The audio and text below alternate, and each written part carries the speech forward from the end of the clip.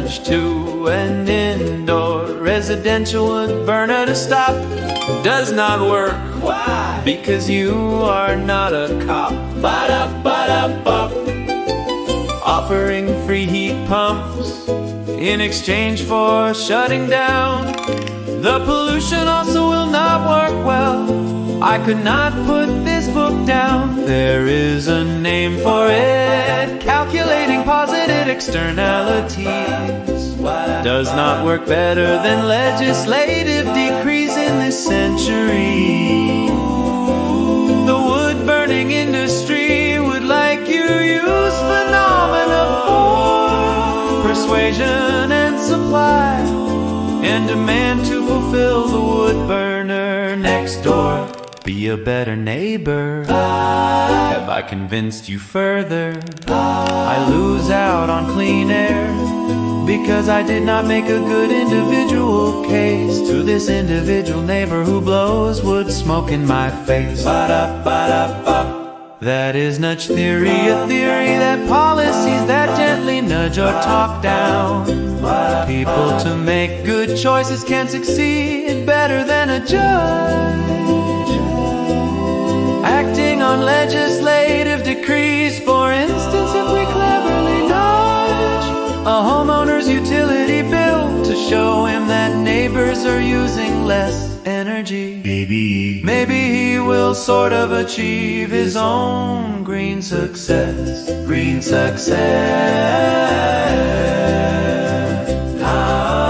Nudge theory rocketed from academia to governments around the world because it seemed to offer a path to liberal outcomes like better road safety with none of the heavy-handed regulation that conservatives despise. I can understand why my wood-burning neighbor will find it a perfectly devised theory and adjust the timeline of stopping indoor residential wood burning to eternity because he just does not feel it right now, but instead is hurt by my enmity in pointing out his wood stove emits air polluting PM 2.5. I just do not convince him that I should stay alive. That is why we have or had the Environmental Protection Agency. Local laws against nuisance from air pollution encourage decency. Apologies to Abraham Lincoln, a saint, if there ever was one. President's Day should honor only him, but time is up on this one.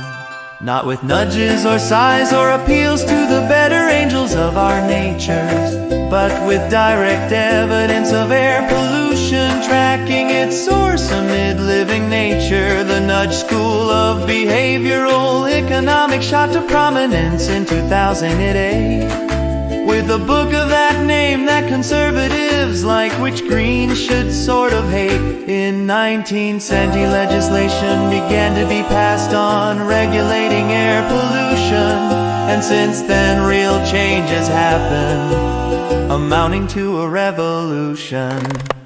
Regulation with enforcement works on those who do not care about others, learn how to evade responsibility and put the onus on others. Pick up a book with a nudge cover. You might want to investigate if nudge theory really helped improve road safety.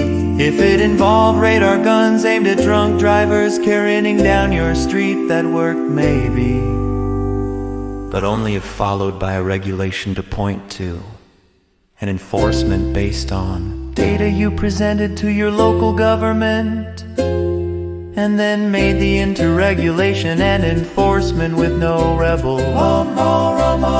Maybe required a breathalyzer interlock device if a driver had above a certain alcohol level repeatedly. Or in the case of wood burning, if data from purple air monitor in the yard of a near neighbor, where the only effective nudge in the right direction was evidence in court, not conversation labor.